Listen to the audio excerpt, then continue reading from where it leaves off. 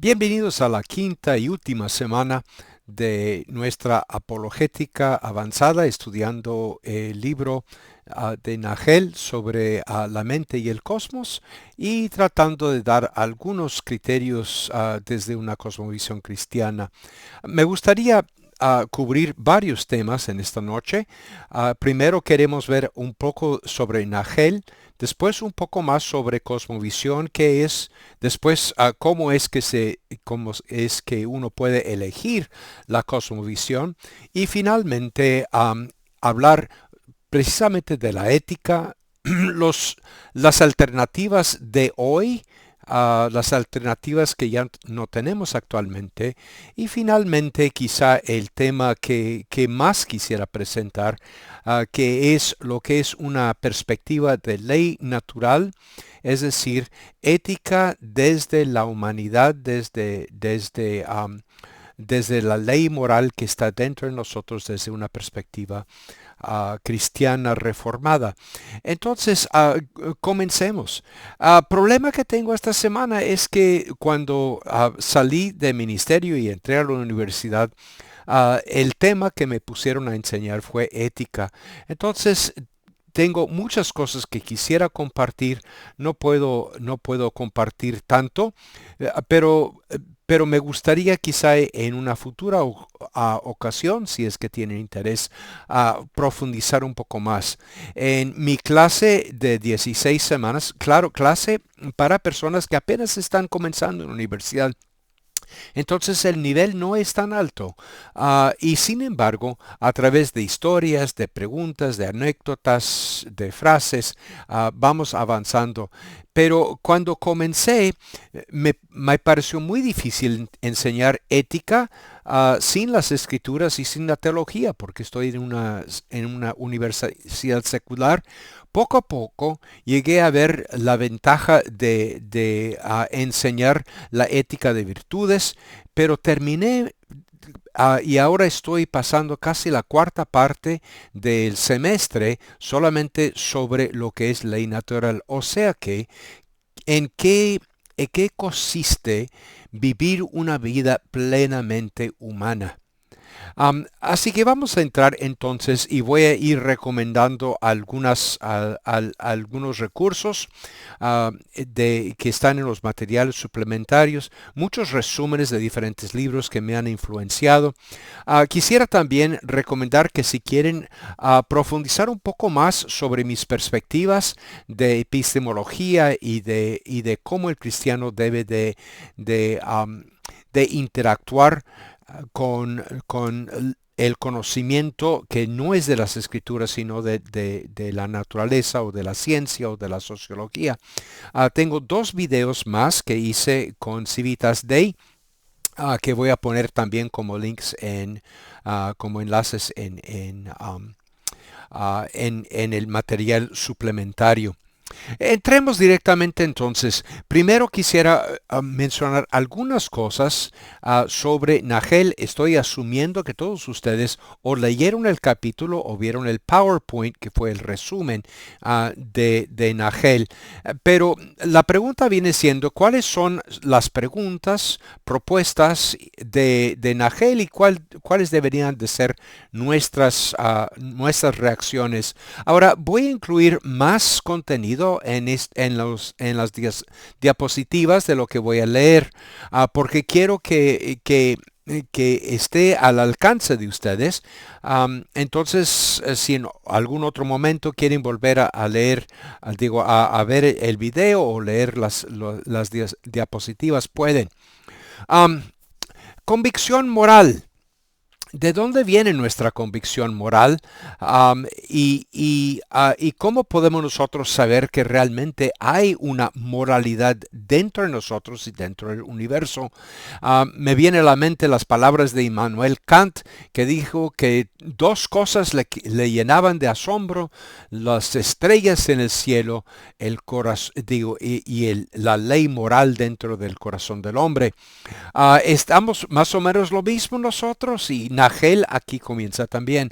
Ahora, él afirma que la moralidad es real, que cuando nosotros expresamos que esto está bien, esto está mal, algunos quieren decir que es puramente sentimientos o expresiones de preferencias.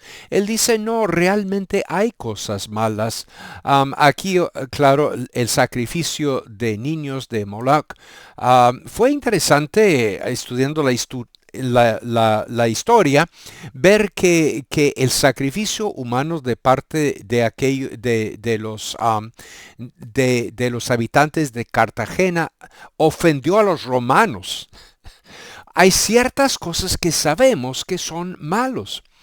Y son pecados, son aberrantes. Entonces él dice que ese instinto que tenemos es real. Interesante.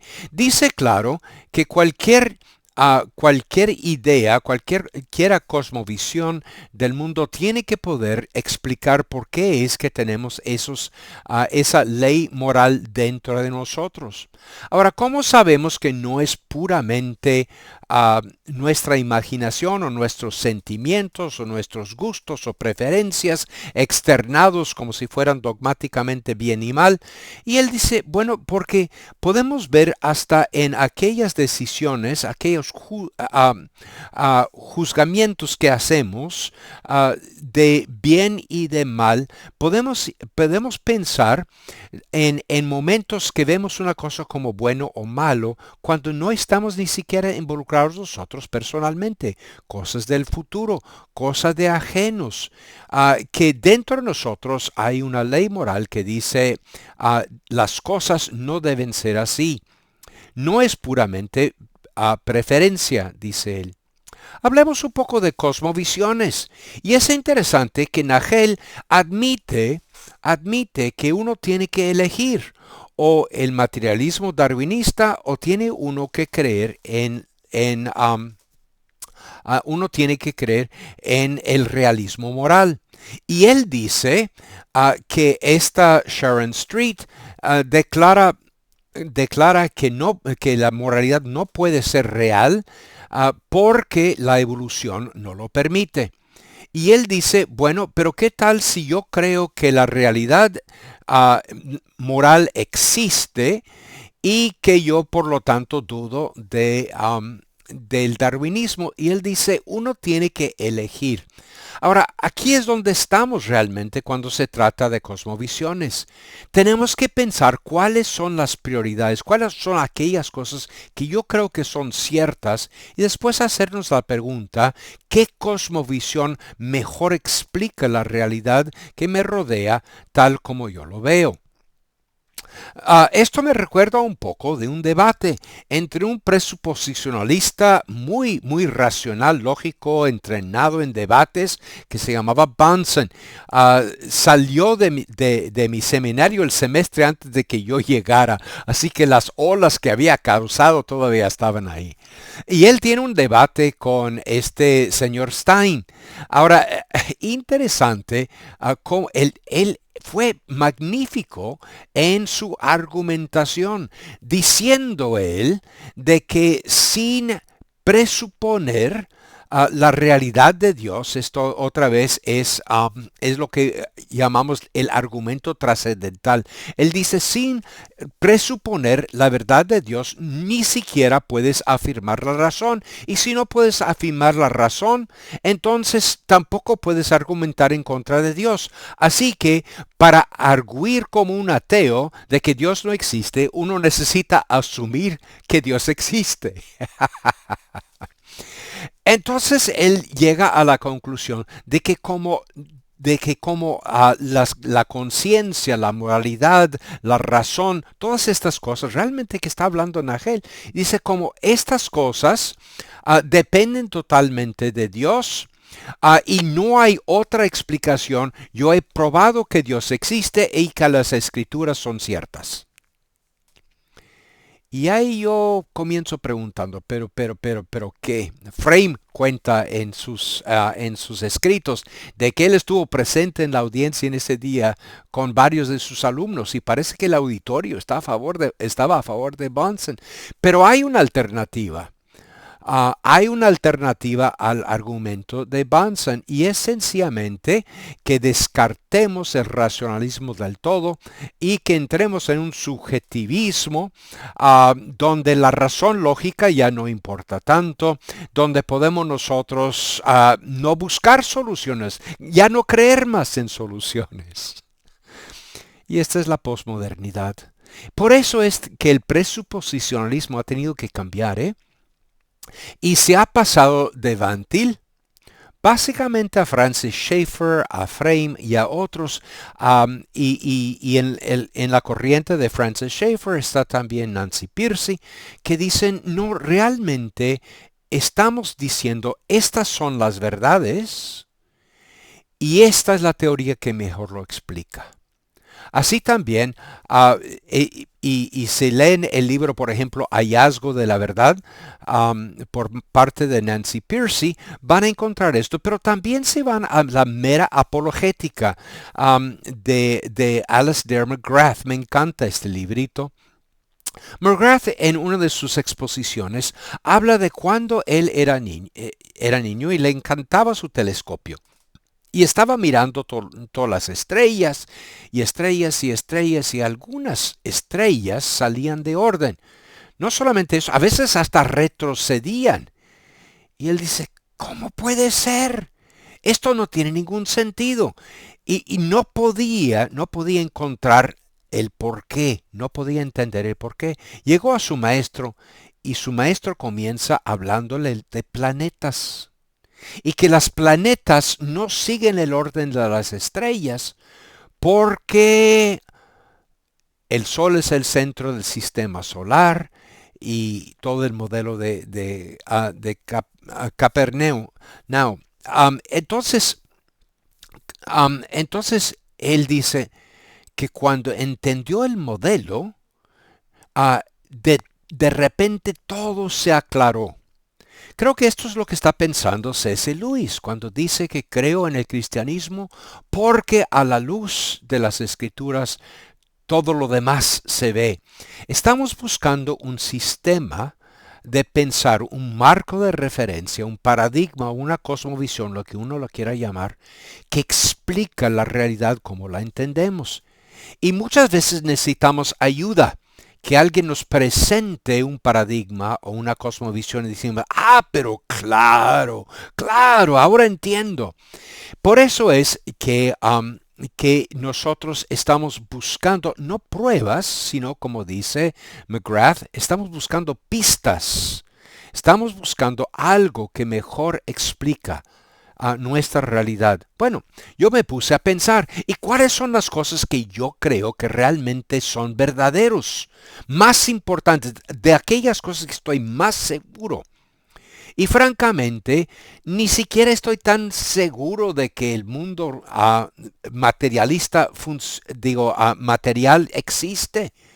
Más seguro estoy de que hay trascendencia, de que hay belleza, de que hay verdad, que las relaciones son reales, que el amor existe. ¿Cómo sería la vida sin amor? Para mí necesito asombro, necesito sobrecogimiento, necesito misterio, necesito adoración, necesito familia, espiritualidad, comunidad. Estas cosas para mí forman la base de quién soy y cualquier cosmovisión que yo elijo tiene que explicar por lo menos estas cosas. ¿Ves? Estoy haciendo más o menos lo mismo que Nagel. Nagel dice, si tengo que optar por dejar al darwinianismo, que de todas maneras tengo mis dudas, pero si tengo que dejar el darwinismo uh, para abrazar, para explicar el realismo moral, me voy con la moralidad. Es por esto que en McGrath la moralidad es una de esas pistas. Estas pistas, clues, lo dice en inglés, como si fuera un detective buscando evidencias. Y dice, es una pista que me lleva hacia Dios. Bueno, pero ¿qué podemos decir de la teoría emotiva? Um, Nagel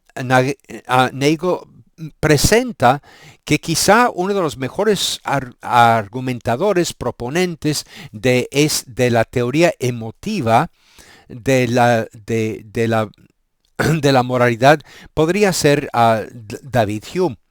Ahora, David Hume entonces um, ah, presenta esta idea de que cuando yo digo que algo está mal, lo que realmente estoy diciendo es que yo no apruebo o no me siento bien o me ofende o me parece, parece repelante o es una emoción.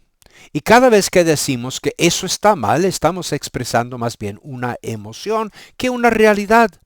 Por lo tanto, pero lo que voy a decir sobre esto y sobre la comparación con el realismo debería aplicarse también a las formas expresivistas, dice Nagel, igualmente comunes de subjetivismo derivadas por Hume, según las cuales los juicios de valor expresan ciertas clases de actitudes y sentimientos del sujeto más que de ser verdadero.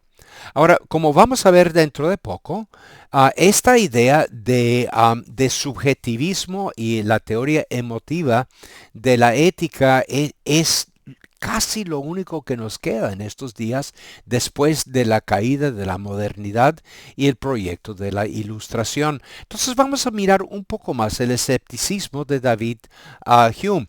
David Hume realmente dudó de todo. Dudó de todo. Primero, lo de la moralidad, que dice que realmente es más bien una demostración de nuestras emociones que una realidad. Pero no solamente arguye en contra de ello, y eso porque es empirista. Él dice, solamente creo en aquello que puedo ver. ¿Puedes ver bien? ¿Puedes ver mal? Claro que no, podemos ver cosas buenas, cosas malas, pero aún ahí necesitamos un criterio. Entonces él dice, como solamente creo en lo que veo, ahora solamente creo en lo que veo, pero mis recuerdos de ayer tampoco los veo. Y el futuro no lo puedo predecir. Por lo tanto, él dice que el razonamiento inductivo tampoco es justificado. Pues sin razonamiento inductivo no hay ciencia, porque la ciencia se basa en el método inductivo. No solamente eso, pero dice, tampoco puedo estar seguro de que yo existo como una persona. Entonces la identidad personal tampoco se puede creer. Finalmente, no se puede ver causas. No hay causa y efecto en un mundo puramente empirista. ¿Por qué? Porque vemos que una cosa pasa, vemos que otra cosa pasa, pero es imposible observar algo que se pueda llamar causa. No es visible. Por lo tanto, tampoco hay causa. Me parece interesante que algunas personas he escuchado citar a Thomas Kuhn, científicos, citar no, David Hume, perdón, a, a David Hume, citarlo a favor del ateísmo y la no credibilidad de Dios y a veces con hasta burlas que me ha parecido muy ofensivo. Pero si uno acepta a las críticas de David Hume, tampoco existe la ciencia, no existe la psicología, no existe la ética. Bueno, ¿qué sucedió con David Hume? Dejó la filosofía, se fue a escribir historia y nos dejó con el problema. Kant trató de resolver racionalmente, pero el que más probablemente siguió esta corriente fue Bentham y el utilitarismo. Pero antes de llegar al utilitarismo tenemos que llegar al egoísmo ético. El egoísmo ético es una teoría, no es egoísmo como nosotros lo usamos todos los días. Es una teoría que dice que si tú haces racionalmente lo que te va a beneficiar a largo plazo, terminarás haciendo lo correcto. Curiosamente, la mayoría de las veces es así. Si solamente tomáramos en cuenta los efectos a largo plazo de nuestras acciones y si operáramos un poco más racionalmente, tomaríamos mejores decisiones. Y por lo tanto, este entonces es el principio. Ahora, el problema con este principio es que nos deja totalmente aislados como individuos libres, tratando de medir todas las consecuencias, y la verdad es que no somos tan buenos en predecir nuestro propio futuro, en tomar decisiones racionales. Y esta teoría que ha existido por 2000 años realmente nos deja como egoístas, francamente. Am, que quisiéramos presentarnos como si no fuéramos para beneficio propio, pero a la larga cada uno es un individuo. Ahora, entonces la ética del occidente ha dicho, bueno, lo que podemos hacer, asumimos, quizá por la evolución, ¿no?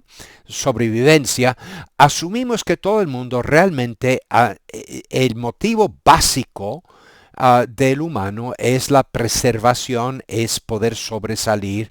Ahora, el desafío es de que vea, estoy pensando aquí en Thomas Hobbes, por ejemplo, que, que, que hagamos que el individuo vea que es para su propio beneficio individual a cooperar con el resto de la comunidad, y por ahí entonces entramos con un utilitarismo. El utilitarismo dice no solamente el individuo, sino para el grupo. Una acción es moralmente correcta si maximiza la felicidad o el placer y minimiza el dolor o el sufrimiento para el mayor número de personas. Entonces hacemos un cálculo y en mis clases literalmente utilizo cálculos. Jeremy Bentham y John Stuart Mill son los dos proponentes más particulares. Así que en mis clases enseño esto mismo. Estamos buscando las personas afectadas, estamos buscando todas las opciones en un caso de ética y literalmente hacemos un cálculo hedónico de cuánto se van a beneficiar. Pues esto tiene problemas. ¿Cuáles? Uno, ¿cómo se mide la felicidad? ¿De dónde obtenemos nuestra definición de la felicidad?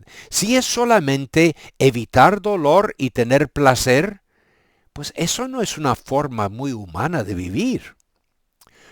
No hay absolutos morales ni tampoco derechos, porque todo es en base al cálculo.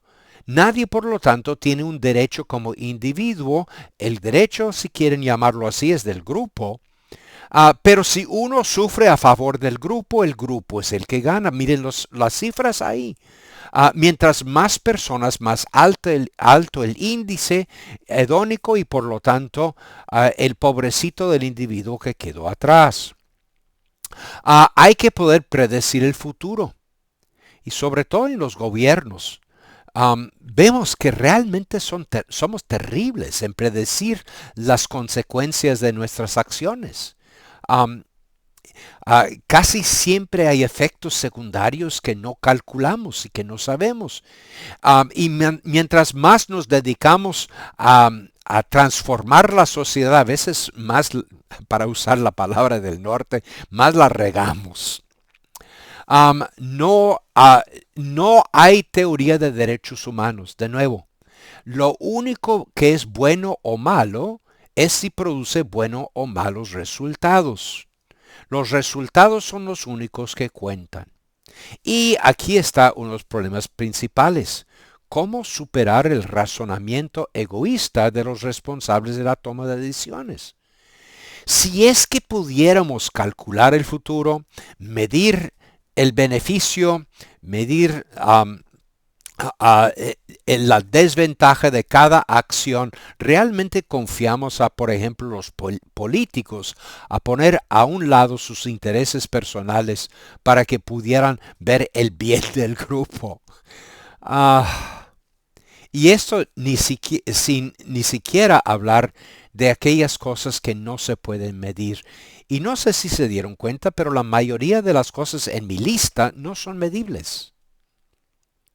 ¿Qué hacemos con aquellas cosas que no son medibles? El amor, la familia, la trascendencia, el asombro. ¿Cómo se miden esas cosas? Am, por lo tanto, viene la frase que parece que no es de Einstein. Me parece que debería de ser. Sin embargo, dice Bruce Cameron, sin embargo, no todo lo que puede contarse cuenta. No todo lo que cuenta puede ser contado. Y uno de los problemas de todas las teorías consecuencialistas es que solamente enfocan aquellas cosas que se pueden medir, lo que son datos hallados por muchas veces por sus imaginaciones, ni siquiera por estudios sociales. Y sin embargo, la vida es otra.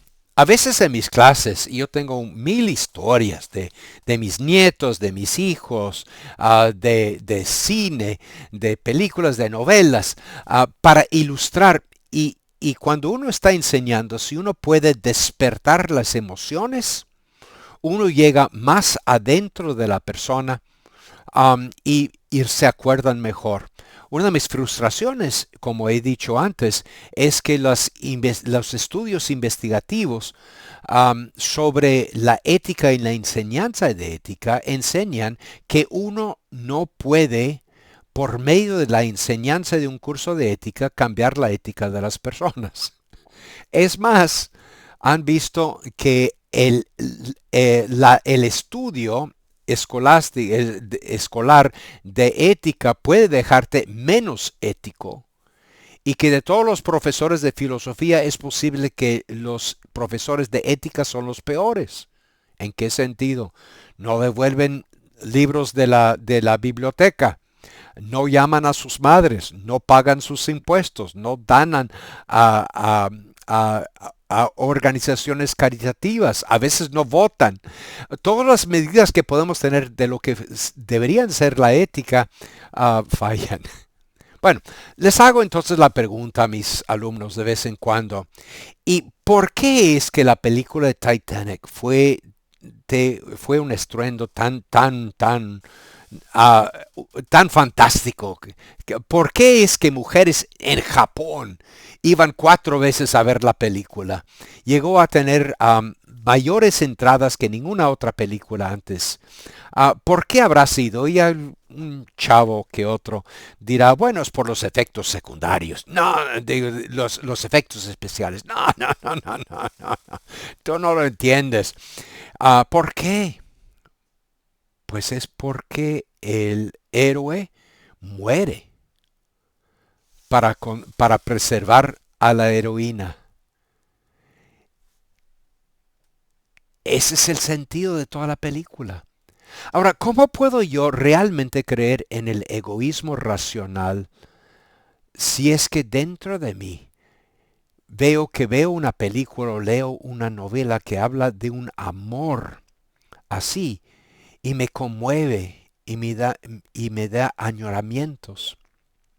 Y les digo al final esto, parece que hay algo profundamente arraigado en nuestra humanidad que nos dice algo, nos dice que a menos que alguien, o al menos una persona, nos ame de forma tan incondicional y sacrificada, que incluso ella estaría dispuesta a morir por nosotros, la vida carece de suficiente sentido. Lo mismo con la segunda película, creo yo, más romántica, es el Notebook. Nuevamente un hombre que sigue amando a su esposa aún con demencia. No, lo vi con mi esposa y yo terminé el que estaba llorando. Oh, no dije eso, ¿verdad? No, soy muy, muy hombre para llorar por una mujer, ¿verdad? No, hay algo dentro de nosotros que añora ese amor sacrificial. Y creo, francamente, que ese es el vacío de Dios dentro de nosotros. Nuestro espíritu está clamando por Jesús, ¿Por qué? Porque la ley de Dios está escrito también en nuestro corazón.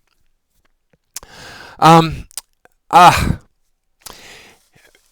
de los que he estado leyendo América Latina, a veces como un ejemplo, permíteme tomar un poco de Enrique Dussel y la filosofía de la liberación, porque me parece tan desastrosa. Desde ahí dice, ahora, ¿cómo quiere él crear una sociedad de vida plena, de comunidad? Lo quiere hacer a través de construir un consenso de diálogo solamente entre los oprimidos. Quiere saber quiénes son los víctimas, juntarlos para hablar. Lo mismo sucede con Paulo Freire. Y Paulo Freire dice que la sociedad se puede dividir entre opresores y oprimidos, que debemos estar al lado de los oprimidos y que hasta la violencia es justificada en contra de los opresores. ¿Por qué? Porque la misma opresión de los opresores ya es violencia. Así que violencia en contra de ellos es solamente defensa propia. ¿Y cómo van a resolver esta sociedad? Bueno, primero ya hay unos que reciben una voz y otros no. Hay unos buenos y hay otros malos. Y de eso van a tratar de formar una comunidad íntegra. Y es más, esos grupos de oprimidos no se llevan entre sí. Los oprimidos masculinos no entienden la opresión del feminismo. Y este grupo contra aquel grupo, y aquí en los Estados Unidos estamos viendo cada grupo contra otros. Se levantó hace unos años más y más violencia contra los asiáticos y también contra judíos. Y pensaban, eso deben ser los que creen en la superioridad de la raza blanca, ¿verdad? No, resulta que los que estaban oprimiendo a los asiáticos, a los judíos, eran los afroamericanos. Los grupos de oprimidos oprimen unos a otros y el ciclo jamás termina. No solo eso, pero quieren crear comunidades de solidaridad, pero sus comunidades tienen en común el agravio y quieren transformar la sociedad en una comunidad que realmente apoya uno al otro a través de la ira, de la sospecha, de la denuncia, de las protestas y a veces hasta de la violencia. Y ya cuando tienen esta sociedad junta, ¿cómo van a proteger los derechos? No hay derechos. El derecho es de la comunidad en total. Y Enrique Dussel claramente dice que va a utilizar el utilitarismo como el instrumento para que haya igualdad en esta sociedad ideal que él ve. No solamente eso, pero reconoce que cada vez que uno ayuda a un grupo, viola a otro grupo y que siempre vamos a estar creando nuevas víctimas, nuevos grupos oprimidos y por lo tanto el ciclo nunca acaba. Y yo digo, ¿para qué quiero vivir en una sociedad así? Todo el mundo airado. Y no sé si han estado escuchando, pero aquí en los Estados Unidos la violencia va incrementando hasta asesinar a personas de sangre fría porque creen que son los opresores. ¿Cuál es el problema? Lo que están tratando de hacer, y esta es el otro principio que se está buscando. Un principio es tratar de que el beneficio propio, el egoísmo propio de la persona se extienda hacia la comunidad y así llevarlos de egoísmo a utilitarismo. La otra es pensar que la benevolencia dentro de nosotros puede resultar en el fundamento de la ética. Pero ¿cuál es el problema? Enrique Dussel, por ejemplo, dice que esto surge, que la justicia surge cuando comenzamos a ver al otro, a la cara del otro y lo reconocemos como humano. Claro, algunos son más humanos que otros, las víctimas que los opresores.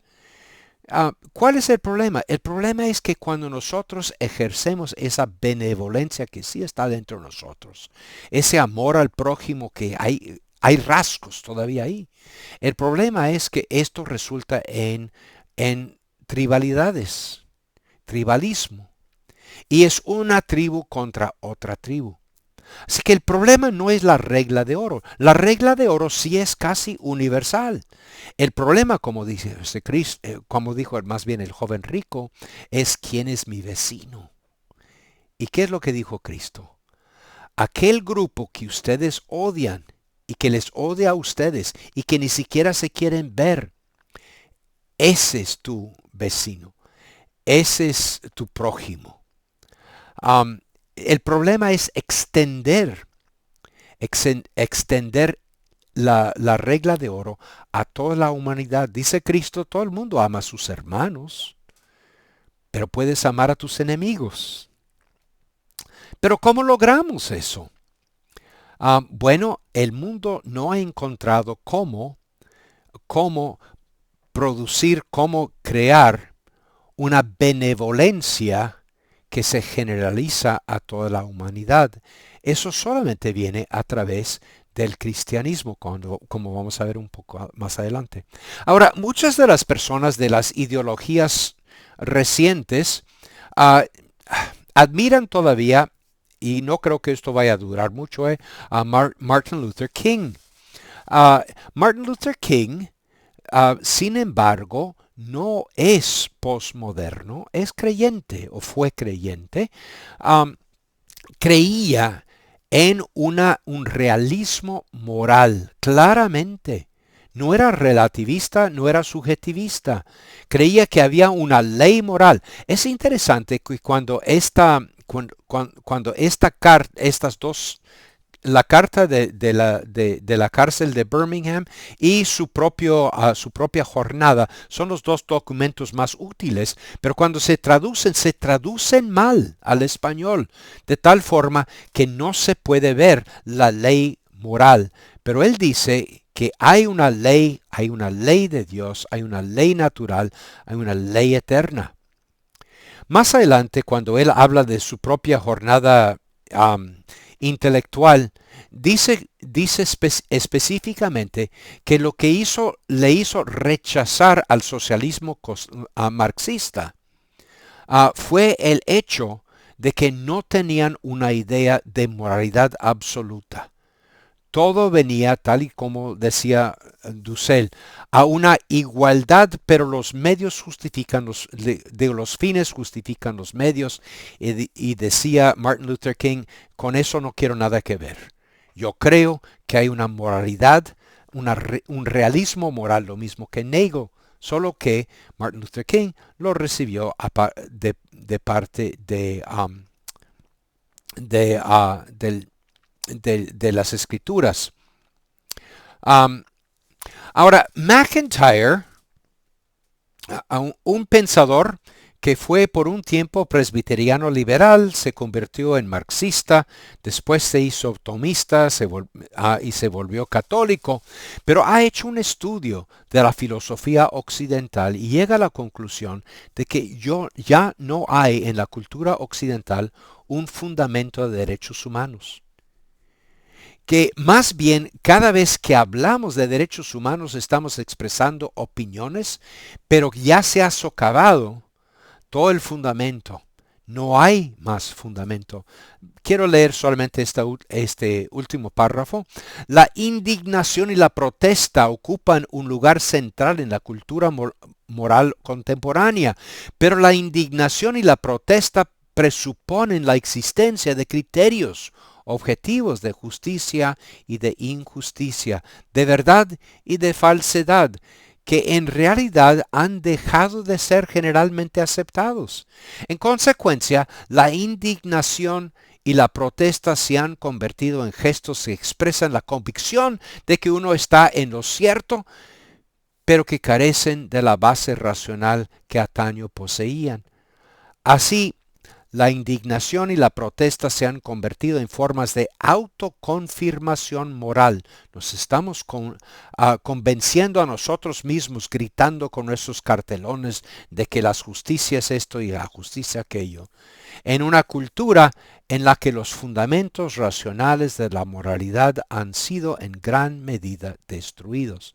Ahora, él escribió esto en el 81-82. Hoy día estamos viviendo ya en la posmodernidad y ya no hay argumentos filosóficos, racionales, éticos.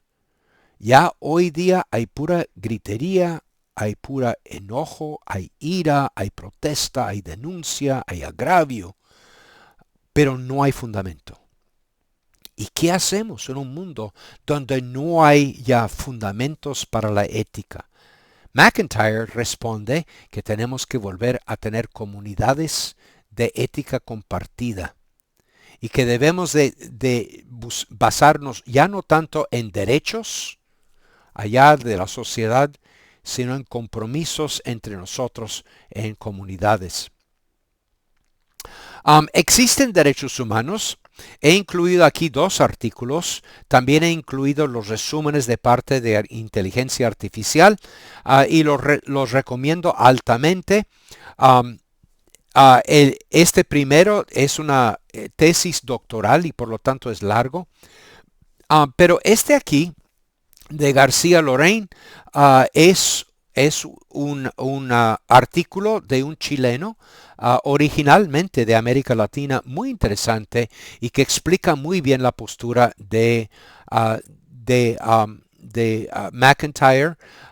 Para mí MacIntyre es uno de los que más me ha influenciado y me encantaría un día poder leer juntos con personas en América Latina, personas protestantes, evangélicos, el libro Tras Virtud.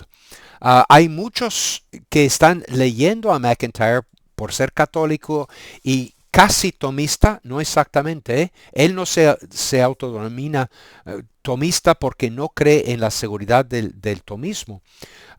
Pero muchos lo leen, pero lo están leyendo desde una perspectiva tomista católica. Y aquellos de nosotros que estamos leyendo a MacIntyre desde una perspectiva evangélica, estamos viendo cosas un poco diferentes. Llega entonces Habermas, que es uno de los filósofos más importantes de nuestras épocas, y no escribe esto en un libro, es más bien un discurso y está contestando una pregunta de la audiencia cuando dice el igualitarismo universalista del que se derivan los ideales de libertad y una vida colectiva solidaria, la condición autónoma de la vida y la emancipación, la conciencia moral e individual, los derechos humanos, hasta la democracia, es el legado directo de la ética judía, de la justicia y la ética cristiana del amor. Este legado ha sido objeto de una constante apropiación e interpretación crítica, sin sufrir transformaciones sustanciales. Al día de hoy, no existe ninguna alternativa a él. Todo lo demás son chácharas posmodernas. Interesante, ¿no? Que él dice que ya quitando los trasfondos de las sociales éticos del judaísmo primero y del cristianismo luego, ya el occidente no tiene más bases para la ética. Ahora, él está buscando contratos sociales, más diálogo, que de alguna forma, a través del diálogo, pueda encontrar, pero no lo encuentra. Cosmovisión cristiana. ¿Cuál es la perspectiva bíblica del realismo moral? De nuevo, hay muchos de estos recursos entre los materiales, así que voy a seguir adelante un poco rápido. Interesante cómo es que Juan utiliza la palabra el logos para referirse a Jesucristo. ¿Por qué interesante? Porque la idea del logos era una idea muy desarrollada en la filosofía de esa época. Y tengo aquí entonces diferentes ideas de el logos de parte de diferentes escuelas de la época de Jesús. Sin embargo, al hablar Jesús al hablar Juan del logos, lo que está diciendo es que todas estas ideas de orden en el universo e incluso orden moral en el universo realmente vienen de Dios, fueron creados por Dios, vienen de Jesús que creó al mundo y que el logos, es decir, la uniformidad de las leyes naturales del universo, la matemática, todo lo que pudiéramos hablar de la creación, es una persona, no es una idea, no son normas, no son reglas no son leyes naturales, es la persona de Jesús. Y a Él tenemos que acudir. Él es el camino, la verdad y la vida. Pero lo que Él es se ha expresado verazmente, aún nubladamente, en el mundo actual. Llegamos entonces a Proverbios, y Proverbios es un libro sobre la ética, es un libro sobre el buen comportamiento, y sin embargo, dice que la sabiduría personificada, muchas personas creen que esto es Jesús mismo, que, que, la, que la fuente de sabiduría y del saber cómo comportarnos, que la fuente de eso es la creación misma. Y dentro de las escrituras, cuando uno ve cómo se habla de la creación, no diferencia entre las leyes naturales de la naturaleza y las leyes naturales de la ética. Son una y la misma cosa. Pero hay una ley natural.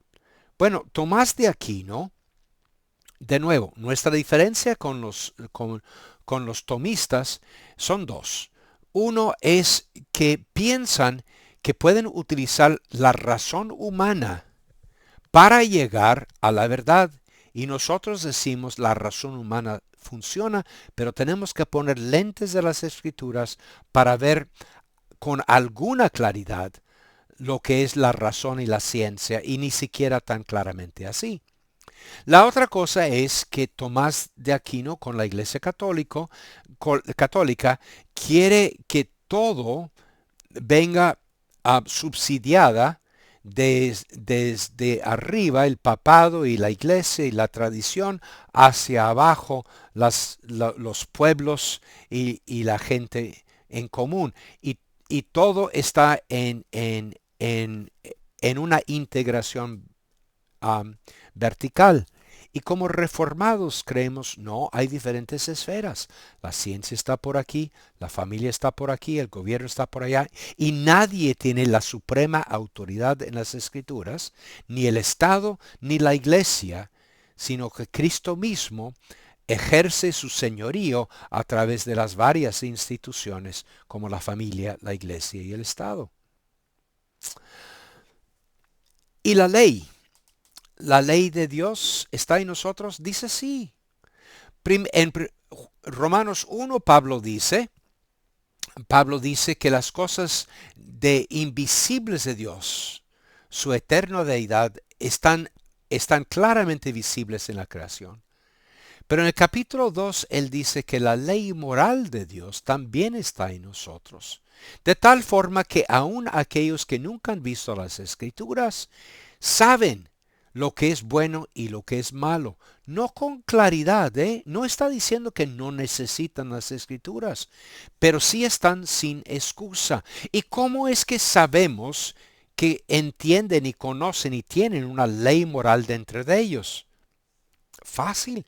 Es lo que estaban viendo ustedes en las lecturas de C.S. Lewis. Dos cosas. Primero, nos justificamos a nosotros mismos para huir de nuestras propias conciencias. Y segundo, criticamos a los demás de haber hecho lo que nosotros decimos que no hicimos nosotros. O sea que es la hipocresía y el sentimiento de culpa que comprueban de que sí hay una ley interna en nosotros. Pero de nuevo, como gente, herederos de la reforma, decimos, está ahí, solamente que no está con tanta claridad. El mismo Nagel dice esto, me parece muy interesante, que él dice que de la misma forma que la mayoría de esas vidas, esas vidas, solo son vagamente accesibles desde el interior de nuestro entendimiento. Así el valor que generan positivo y negativo desborda ampliamente nuestra comprensión. Reconoce que la ley está ahí, la ley moral, pero no la podemos alcanzar con claridad. Me suena mucho a Calvino. Abraham Kuyper, el gran teólogo, filósofo y presidente, primer ministro de Holanda, en una ocasión dijo esto muy interesante. Dice, los católicos han desarrollado esta idea de ley natural. Los evangélicos no lo hemos hecho. Y que deberíamos de hacerlo. Debemos admitir para nuestra vergüenza, dice él, que los católicos romanos nos llevan mucha ventaja en el estudio del problema social. De hecho, van muy por delante. La acción de los católicos romanos debería estimularnos a mostrar más dinamismo. En la encíclica Rerum Novarum de León XIII enuncia los principios comunes a todos los cristianos que compartimos con nuestros compatriotas católicos romanos.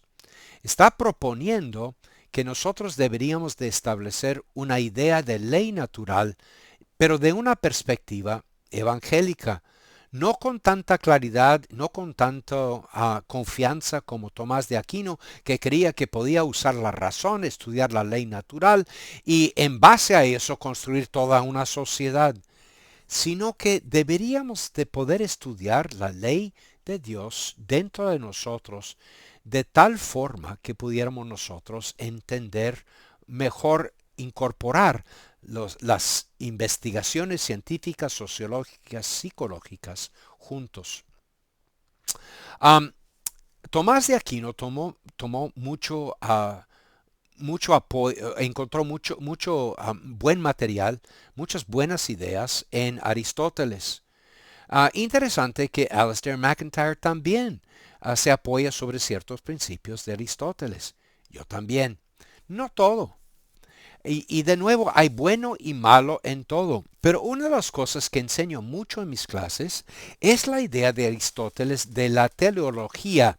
¿Qué es la teleología? Está escrito mal, perdón. La teología según Aristóteles.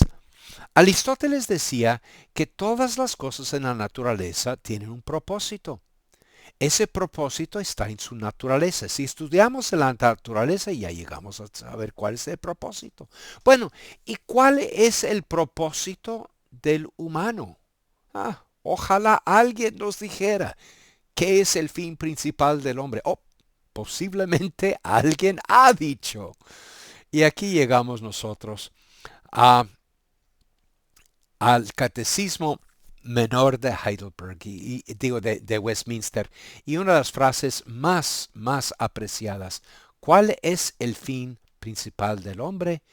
El fin principal del hombre de la existencia del hombre, es glorificar a Dios y gozar de Él para siempre. Este es el telos del humano. Ahora, si este es el telos del humano según las escrituras, y creo que sí es según las escrituras, yo diría que el propósito del hombre según las escrituras es adorar, es gozar y es entrar en pacto. Yo añadiría ese tercer, es estar en pacto con Dios y unos con otros. Ahora, si este es mi manera de ver el mundo, Entonces, vamos a ver el método científico.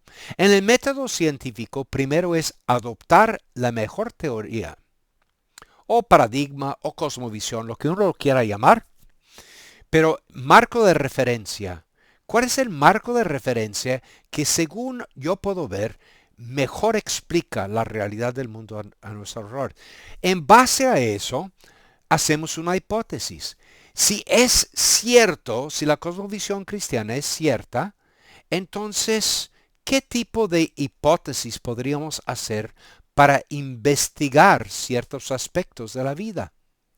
Y en base a la hipótesis, nosotros entonces armamos una metodología o un diseño de investigación. Después recolectamos los hallazgos y vemos si se avaló o no a nuestra hipótesis. Y si sí, bien, seguimos adelante. Y si no, tratamos de cambiar algo, de ver dónde es que estábamos yendo mal. No es tanto que lo que funciona es de Dios, como es que si es de Dios, deberíamos poder verlo en el mundo a través de la investigación, si es que diseñamos correctamente la investigación. Es curioso dónde encontramos aliados en este proceso. Hace unas semanas estuve criticando a Steven Pinker. Ahora lo voy a presentar como aliado. Steven Pinker, como John McWhorter, como Noam Chomsky, son lingüistas. Y parece ser que los lingüistas tienden más a creer en una naturaleza humana. La mayoría La mayoría de los eruditos de hoy ni siquiera creen en una naturaleza humana. Creen en la naturaleza de un perro o de un delfín, pero creen que el humano es totalmente autónomo hasta de su propia naturaleza. Steven Pinker escribió un libro en contra de la tabula rasa, de que somos página en blanco. Dice él que nacemos con una naturaleza. No solamente eso, pero cree que la naturaleza puede dirigirnos hacia mejorar nuestra ética. Y utilizando las palabras que utilizó Abraham Lincoln, habla aquí de los mejores ángeles. Dice, hay en el humano, hay bueno y hay malo, ángeles negros, ángeles blancos, y debemos de buscar nuestros mejores ángeles. Y dice él que el mundo realmente está llegando a ser mejor. Creo que quizá en su época fue así. ¿Podrá ser? ¿Podrá ser que algunos de estos pensadores evolucionistas podrían tener ideas afines y investigaciones que apoyen a la cosmovisión cristiana? Creo que sí. Una de las cosas que me interesa mucho es lo que podríamos llamar psicología positiva. Es el estudio científico de la felicidad. ¿Cuál es el florecimiento humano? De acuerdo al catecismo menor que acabamos de leer, ¿qué pensamos nosotros que va a ser florecer humanamente? Ser humanos florecientes sería adorar a Dios, glorificar a Dios y gozar de Él y estar en comunión con Él. Bueno, resulta que los estudios están comprobando que así es.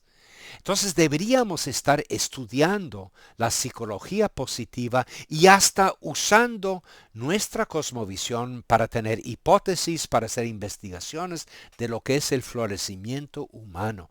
Deberíamos pensar que los caminos de Dios producen felicidad humana. Y aquí hay de dos que no son creyentes. Otro que es católico creyente, enseña en Harvard, especialista en la psicología positiva, dice que hay por lo menos 4 cosas: familia, amistad, trabajo y espiritualidad, que según él son avaladas científicamente, apoyadas por ciencias, por medio de la psicología positiva. Interesante, ¿no? Ahora, en el libro de Jonathan Haidt, de la hipótesis de la felicidad, como también el libro este de Build the Life You Want. Puse resúmenes de inteligencia artificial entre nuestros materiales para que puedan ver un poco más de cerca. Siguiendo adelante, psicología evolutiva está apoyando la cosmovisión cristiana, porque la psicología evolutiva cree que el hombre tiene, y la mujer, que las personas tienen naturaleza humana que han desarrollado en cierto aspecto y que el mundo moderno y el liberalismo en general está causando ansiedad porque estamos viviendo contrarios a nuestra naturaleza. Y ahí está el libro de Brett Weinstein.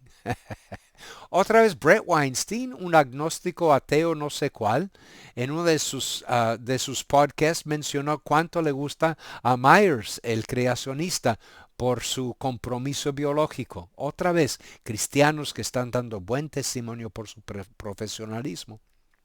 En el caso de estos dos, se convirtieron del ateísmo. Uno de ellos radicalmente ambiental, pro verde, y comenzó a ver que el movimiento pro verde es casi una religión y que la naturaleza debería de ser trascendental. Y de ahí pasó de ateísmo a budismo y pobrecito, por fin comenzó a estudiar el cristianismo. Terminó ortodoxo oriental, pero cristiano. Esta mujer, muy interesante, y está dando, Mary Harrington, está dando conferencias en América Latina. Um, Fue feminista radical, lesbiana, antijerárquica, y comienza a ver que ser madre, ser esposa y ser académica, claro, um, le llena, y que son las cosas pequeñas, no los grandes logros, no los pleitos por derechos, que realmente llenan a uno y lo hacen más humano. Muy interesante los escritos de ella. Voy a poner un artículo de ella traducido además. En la psicología positiva han salido muchos artículos recientemente de que el asombro o el sobrecogimiento um, produce no solamente sanidad de depresión y cosas así, sino también altruismo, que sentirnos pequeños nos hace más prosociales. ¿Quién lo hubiera pensado? Que adorar a algo más grande que nosotros y ver que hay cosas trascendentales y que no somos nosotros el centro del universo, una caminata por las montañas o un culto de adoración nos, nos haría más prosociales.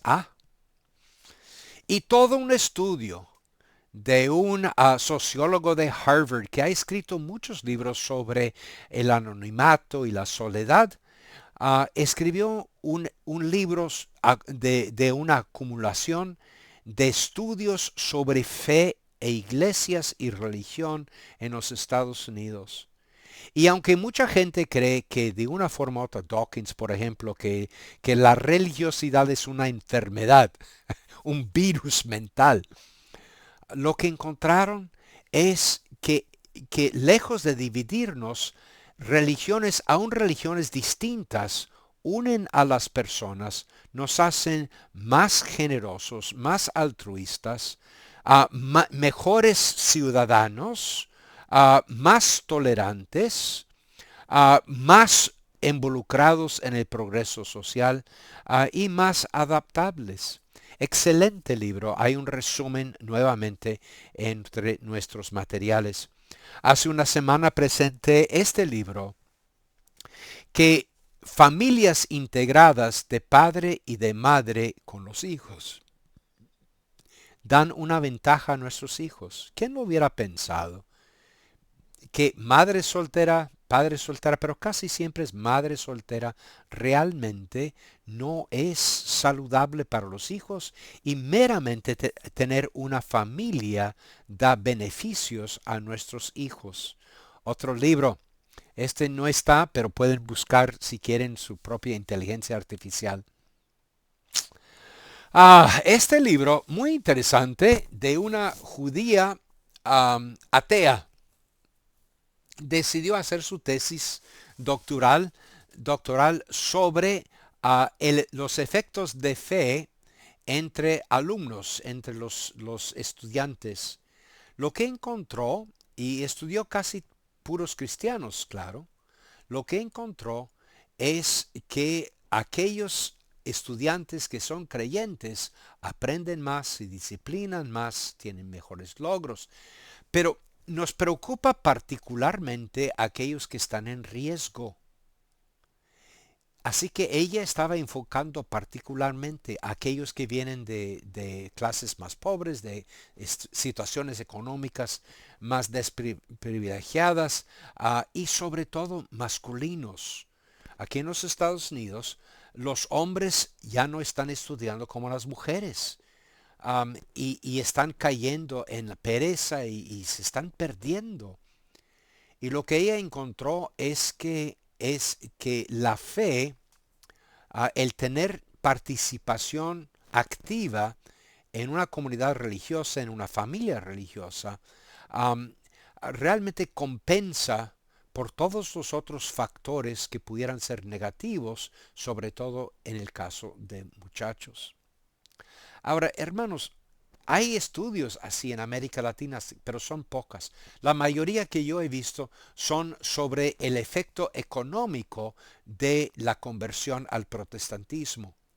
Pero estaría muy dispuesto a colaborar con varios de ustedes a ver si podemos fomentar un poco más. Quizá tomar algunos de estos mismos estudios y repetir los estudios dentro de un contexto latino. Volviendo a mis bases. Lo interesante de esto es que cada una, casi creo que todas, cada una de estas ideas que yo presento como aquellas cosas más importantes para mi vida, los puedo también, los puedo apoyar, los puedo sustentar con investigaciones psicológicas, sociológicas. ¿Por qué? Porque no hay consejo contra Jehová. Porque la verdad de Dios es verdad para siempre. Así que, ¿quién se anima a tomar este desafío y comenzar a desarrollar estudios desde una perspectiva de cosmovisión reformada? Finalmente, y aquí termino, una de las cosas más asombrosas, más alegres en las últimas 2 o 3 décadas ha sido esto. Mientras que el liberalismo se deteriora, mientras que, como dice McIntyre, los fundamentos de la ética, los fundamentos de los derechos, los fundamentos de nuestras sociedades, los fundamentos de la expectativa de progreso con el globalismo, y la globalización está en declive, ¿no? Está disminuyendo, el nacionalismo está incrementando y cada país está buscando su propio sentido de un humanismo nacionalista. Pero mientras que todo esto está sucediendo, hay ateos que se están convirtiendo al Señor por razón de esa pista de ética moral. Les voy a recomendar varios videos, este video en particular, un debate entre Dawkins y uno de sus colegas, que fue fuertemente en contra de toda religión. No solamente se ha vuelto cristiana de cultura, sino que se ha vuelto creyente. ¿Por qué? Dice ella, porque ella ha visto que el ateísmo no tiene moralidad. Dawkins dice, pero entonces tenemos que enseñarles que la ética y que la moralidad es por razonamiento y el racionalismo. Hay que enseñarlo en las universidades. Y ella dice, las universidades son ahora el centro de la falta de ética, de la falta de racionalismo, de estos conflictos, de gritas, de protestas, pero sin argumentación. Dice, nos han dejado sin manera de desarrollar la moralidad. Qué bonito.